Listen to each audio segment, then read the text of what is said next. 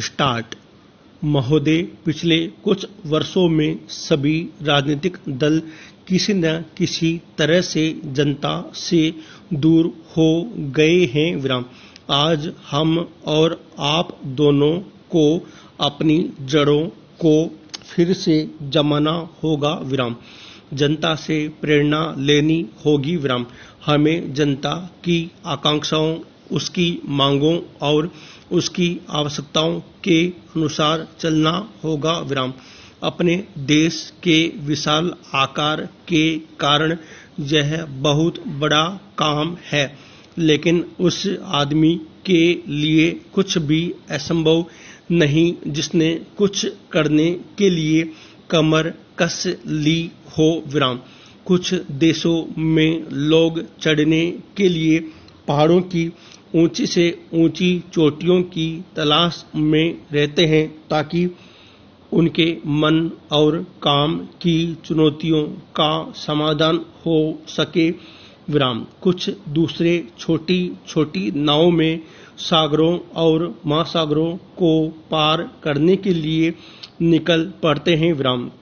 ये सब असाधारण उद्यम है, किंतु हमारी चुनौतियां तो हमारे दरवाजे पर ही दस्तक दे रही है विराम। हमें ऊंचे ऊंचे पर्वतों पर या गहरे सागरों तक जाने की आवश्यकता नहीं है विराम। हमारे हर गांव में गरीबी है और घर घर में जात पात है विराम। ये वे पर्वत हैं जिन पर हमें चढ़ना है और ये वे महासागर हैं जिन्हें हमें पार करना है विराम। मुझे मालूम है कि हम में वह शक्ति है विराम। मैं जानती हूं कि हम में क्षमता है विराम। केवल प्रश्न है करने का, और मैं आशा करती हूं कि यह सम्मेलन उस दिशा में ले जाने वाला एक छोटा सा कदम होगा विराम।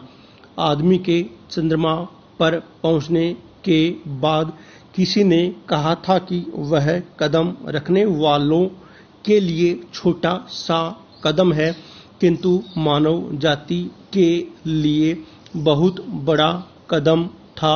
अतः मेरे विचार से आप कह सकते हैं कि आपके लिए यह छोटा कदम होगा, लेकिन यदि आप सफल हुए तो भारत के लिए यह महान कदम होगा। Paragraph change. मैं आशा करती हूं कि आप इसे ध्यान में रखेंगे और दूसरों में उत्साह पैदा कर सकेंगे, क्योंकि किसी भी तरह की उपलब्धि के रास्ते में सबसे बड़ी बाधाओं में से एक है हमारे बुद्धिजीवियों, हमारे पत्रकारों इत्यादि में व्याप्त अविश्वास या संदेहवृत्ति विराम। इस बाधा को हटाना होगा विराम।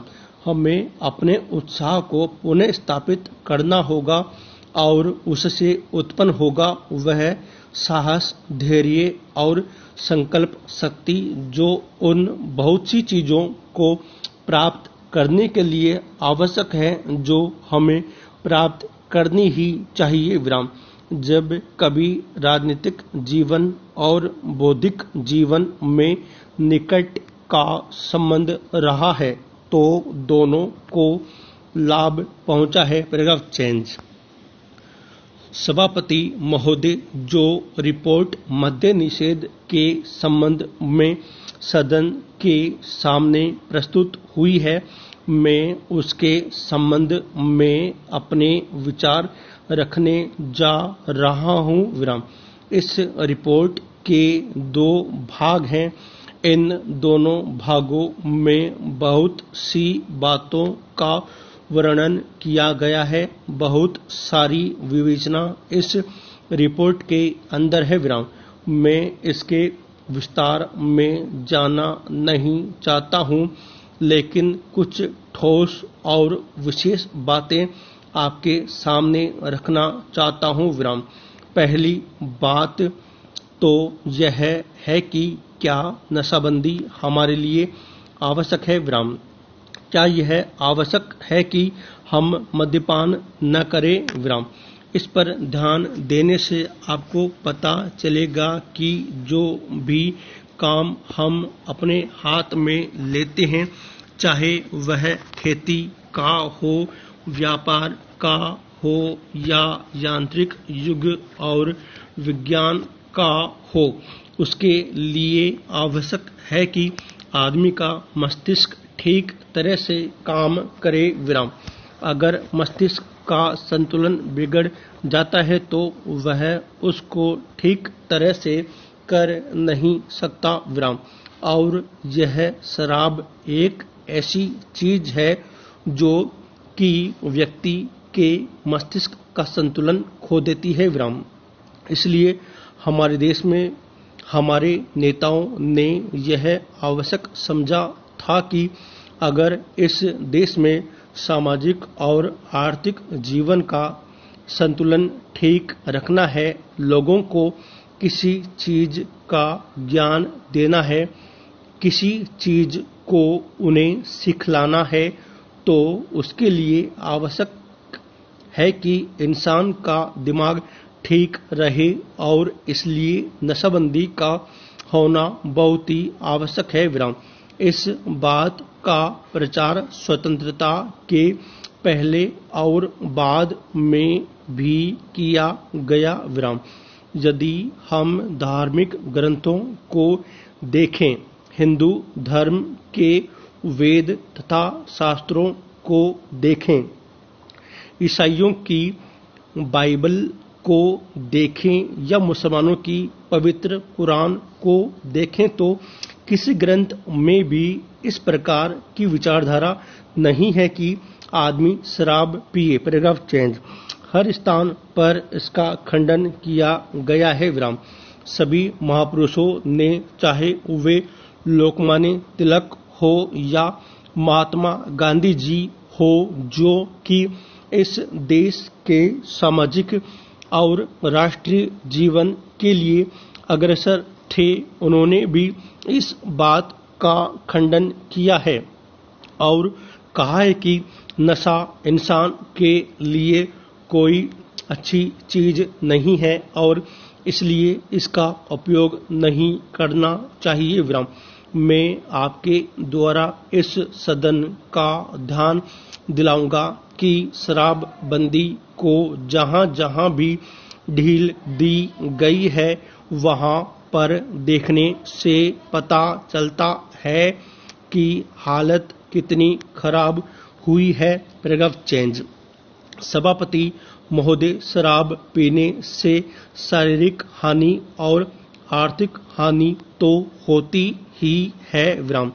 साथ ही साथ सामाजिक जीवन में भी वह बहुत बुरी सिद्ध होती है। विराम।